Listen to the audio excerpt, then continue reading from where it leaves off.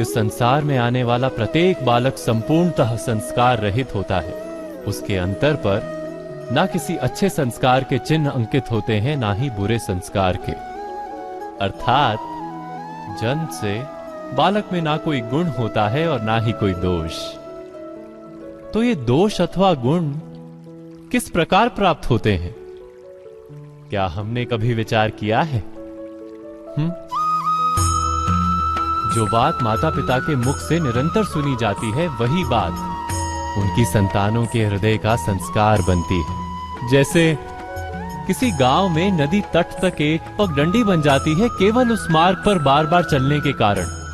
अर्थात माता पिता के हृदय की इच्छाएं उनकी संतानों के हृदय का दोष अथवा गुण बनकर जन्म लेती हैं। क्या ये सत्य नहीं? पर फिर भी जब उनकी संतानों में कोई दोष दिखाई देता है तो माता पिता आश्चर्य और दुख से भर जाते। माता पिता का हृदय ये प्रश्न करता है कि उनकी संतानों में ये कुसंस्कार आए कहां से।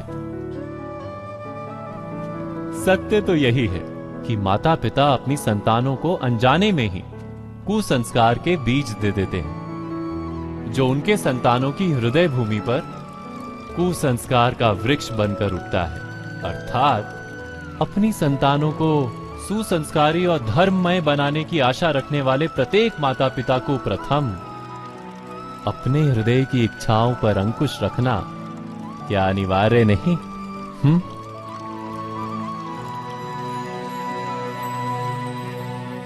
प्रत्येक माता पिता इस पर विचार अवश्य कीजिएगा।